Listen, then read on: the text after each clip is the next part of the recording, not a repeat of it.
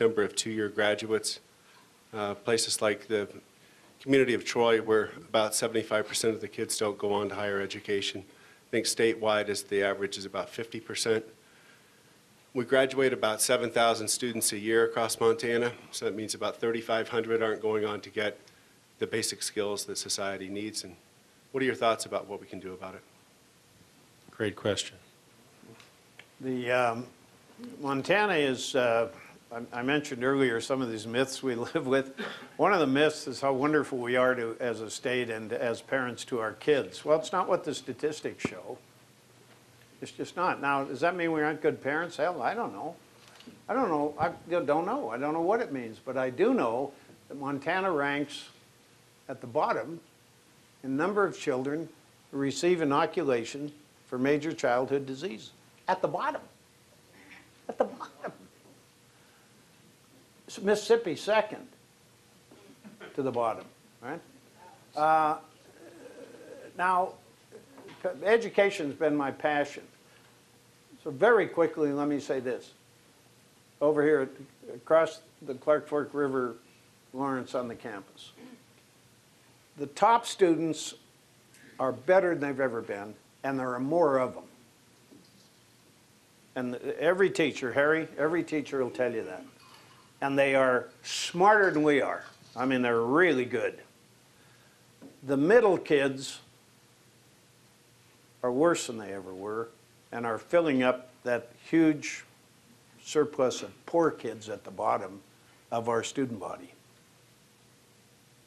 Now, think about what that means if we continue that over, what, the next 5 graduating classes? You're going to have one class of Americans that know a lot and earn a lot and are the leaders, and this huge other class of America that doesn't get it. Lawrence? Well, and you didn't even include what was your number, 7,500? Yeah, about 7,500. So 3,750 do not go on to college, and they're not even included in that. Exactly. It sounds to me like a challenge for the Montana educational system, and perhaps more for, and again, back to the press. I mean, the press could do an awful lot towards teaching responsible citizenship if they had a challenge, had an offer they couldn't refuse. I just want to say on that point, it's a very interesting concept, the concept that people in Montana with the human scale of our institutions could influence press coverage, and it's something that I think would be worth following up a conversation about, because obviously you've thought about this, and I think it's a very interesting concept. Didn't mean to interrupt your answer. Well, let me just say that I think that the K-12 system could do an awful lot to help. And, you know, not that the K-12 system in Montana is terrible, but I think it could be a lot better. There's a lot of resistance from segments within the K-12 educational system to change. A lot of resistance to change towards just about anything. Distance learning, for example. Well, don't want to do that because that means hiring less teachers. There's a lot of things that the K-12 system could do which would help in all of this.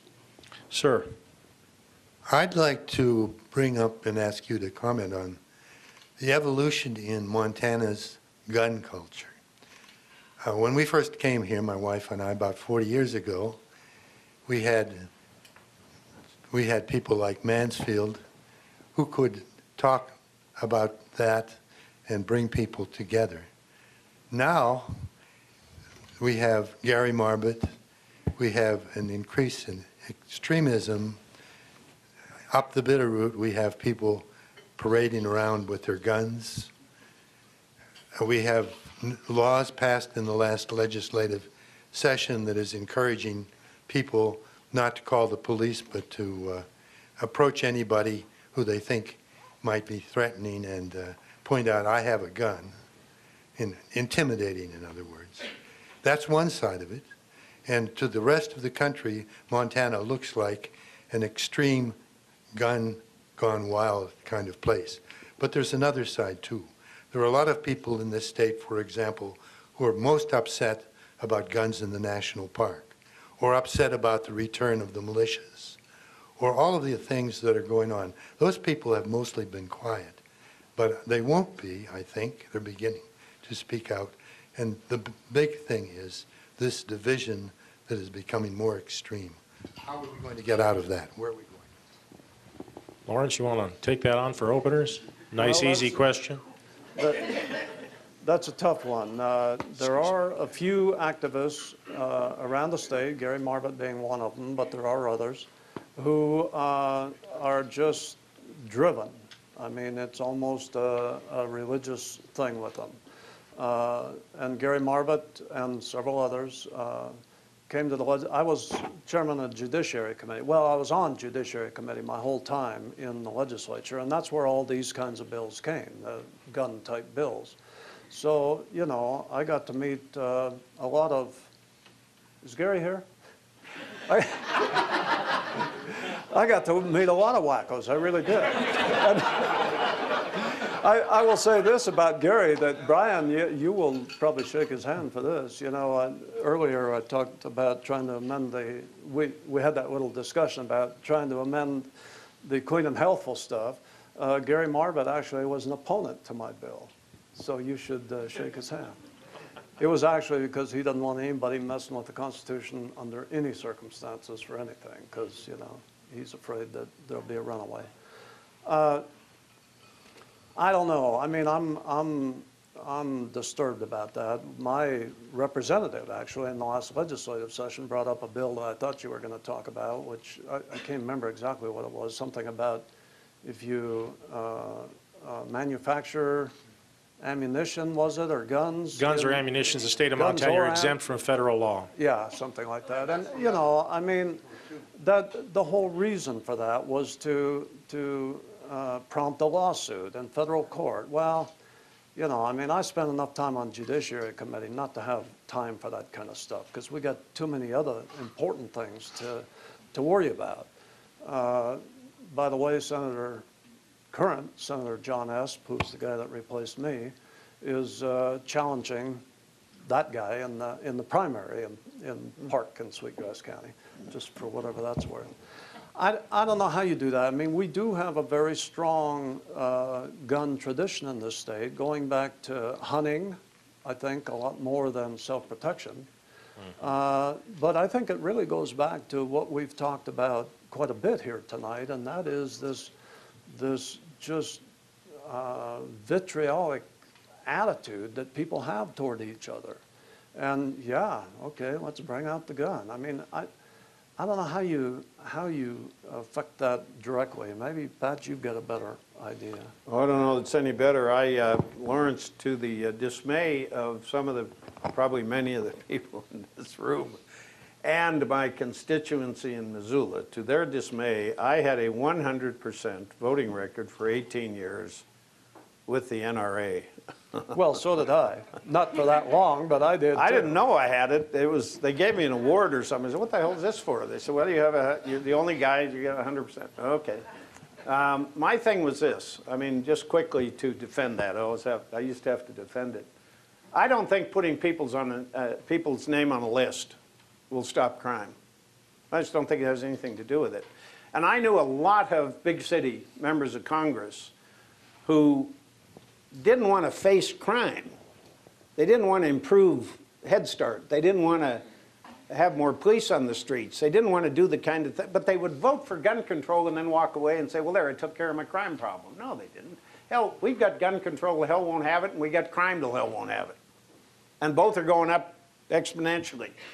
So I never was sure that stuff worked. Now, I may have been wrong, I may have been right, but that's my story, as they say, and I'm sticking with it. Mike Mansfield was against gun control almost his entire career. And then in the 1960s, a Marine, we had already had those tragic assassinations, but a Marine walked out of a little hamburger stand in Georgetown outside of Washington, D.C. with his uniform on, and a fellow walked up to him and said, give me that bag of burgers. And the Marine said, hell no. And the guy pulled out a gun and said, and give me your wallet. And the Marine, who was a Montanan, said, go to hell. And the guy shot him right there. Dropped him, killed him. And Mansfield said, that's it. 77% of Montanans were in favor of gun control. Opposed. Or, excuse me, opposed to gun control. 77%, and it had stayed that way for a long time, but 77% it topped out at about in most reasonable polls. Mike said he was running the next time. That November he said, I don't care. We're overboard now. And Mike Mansfield passed gun control through the Congress, a Montanan. Like the Brady bill and so on and so, started it, and then the Brady bill came out of it and so on and so forth. Now the last poll I saw, although it was, I don't know, 10, 12 years ago, 58% of Montanans supported the Brady bill. Supported gun control, 58%. Well then who are the people with the guns on their hips? Parading around with the shotguns over their shoulder and wanting to be able to put, they're a tiny, tiny minority of Montanans who are out of the mainstream. They are not our hunting and fishing culture, although they themselves may hunt and fish. They are the government haters who have been telling us for years the government's going to take your gun. The government protects your guns. The government protects your property. It doesn't take it. And so it seems to me that we ought not be either persuaded or fearful of some of these louts who want to parade in public with a gun or come up with all of these tricks. Lawrence mentioned one of them that was simply for the purpose of getting the Supreme Court to open up the gun control loopholes any farther. And I'll say one thing more. The NRA is no longer an organization about protecting people's rights on guns. It's become a conservative political organization and give money to candidates. Montana is not. Montana, it's a shame that Montana is that some people in Montana, it's a shame that we have to be embarrassed about the way we feel about guns. Most of us have guns. We lock them up. We use them responsibly. They're a sport for us. They're hunting, and they're target practice, and they're fishing. They're like a baseball bat for us, which is a sport in baseball. That's how guns are. And the people that use them otherwise, including making Montana the most dangerous state in America with regard to gun injuries and gun deaths, those people are not the majority in Montana, and we really ought not to let the national press believe they are the majority. Well said, well said. I would ask you though, do you really fish with a gun? Hey, he's from Butte. I told you, Lawrence, you wouldn't believe some of this stuff. Yeah, Lawrence, how do you do it? Ma'am? This goes way back to where the conversation started, or near to where it started, on a very different topic.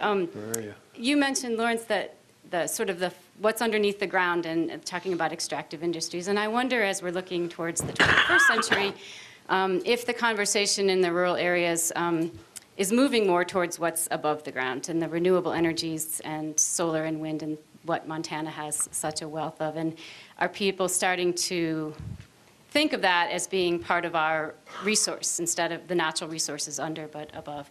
And there was a great Helena Independent Record editorial, I think today or yesterday, about energy efficiency being half of our energy needs, that we could meet with that, and those are jobs that can't be outsourced and sent to China and things. And I guess I just wonder if that's part of the discourse that you see, or part of the solution to our natural resources battles that we have.